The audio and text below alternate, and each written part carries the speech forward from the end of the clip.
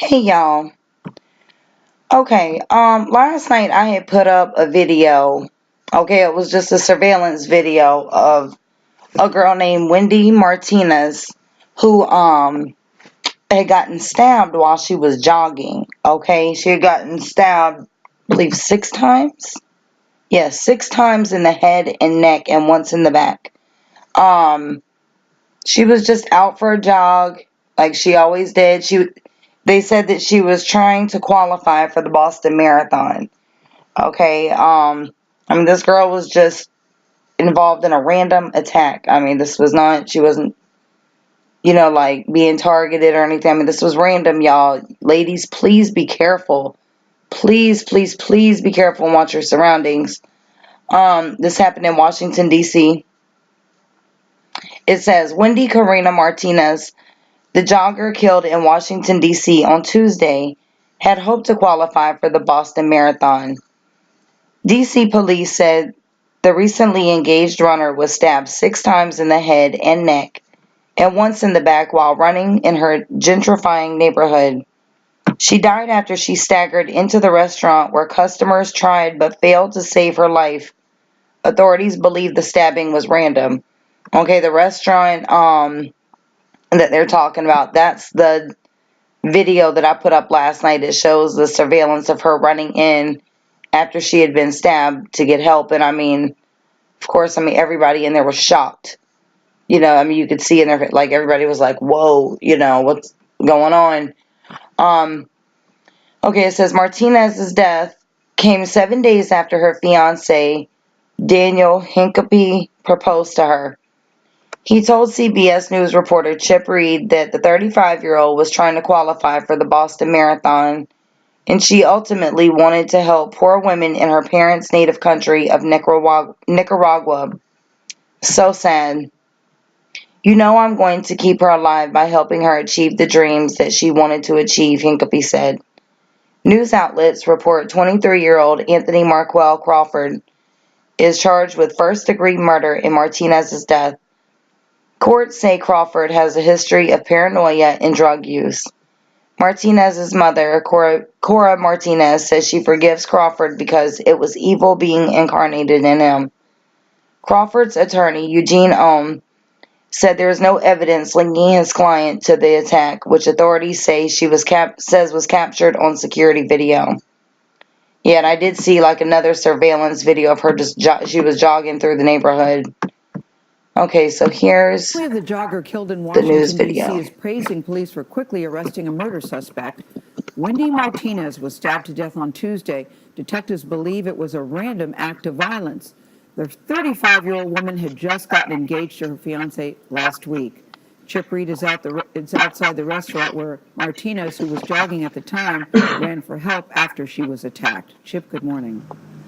Well, good morning. Wendy Martinez lived just a couple of blocks from here, and as you can imagine, her death has unnerved many people in this neighborhood. Last night, many of her neighbors and friends gathered in a nearby park to honor her memory and offer comfort to her family.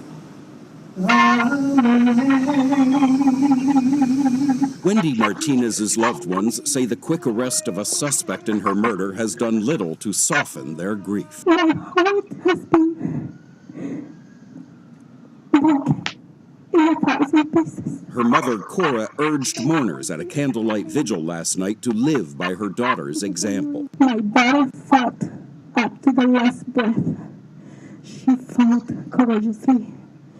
You do the same. Police say they tracked down the man in this grainy surveillance video, Anthony Crawford, in a park Wednesday night, about a mile north of the crime scene. The 23-year-old is charged with first-degree murder, but his motive is unknown. Police don't believe it was a robbery or that the suspect knew Martinez. We will be taking a look at not only his criminal past, but if he had any mental health issues or substance abuse issues. Martinez was out running Tuesday night, waiting for the light change when Crawford allegedly stabbed her 7 times. She sought help inside a nearby Chinese takeout restaurant, but the 35-year-old collapsed and was later pronounced dead at the hospital. Martinez's death came 7 days after her fiancé, Daniel Hincapie, proposed to her. I'm going to keep her alive by helping her achieve the dreams that she wanted to achieve. Incapié said Martinez, an avid runner, was trying to qualify for the Boston Marathon, but the South Florida native's ultimate goal was to help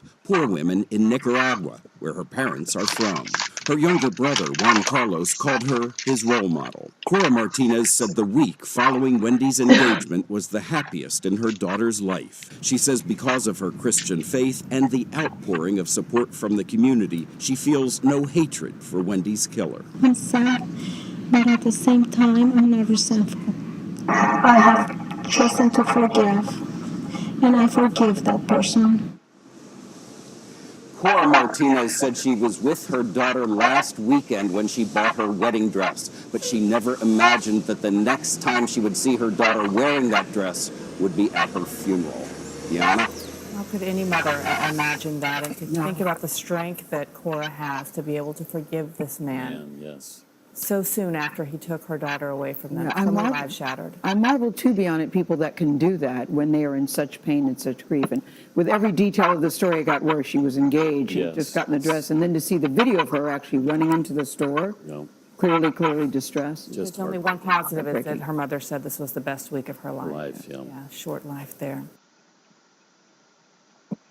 So sad. And yes, I also commend the mother for being able to forgive, you know, I mean, because, you know, I mean, that's like almost an unforgivable act, you know, I mean, it's very hard to forgive someone for taking your child's life. My thoughts and my prayers go out to this lady's family, you know, and her fiance, you know, and friends. I mean, it's just so sad. You know, just one more life lost to a senseless act. It makes no sense to me. It's absolutely terrible.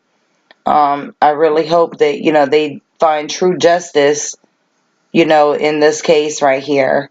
A lot of times, you know, when they start digging into mental illness and everything, then they, plead insanity and all this stuff. It's not really justice in that sense.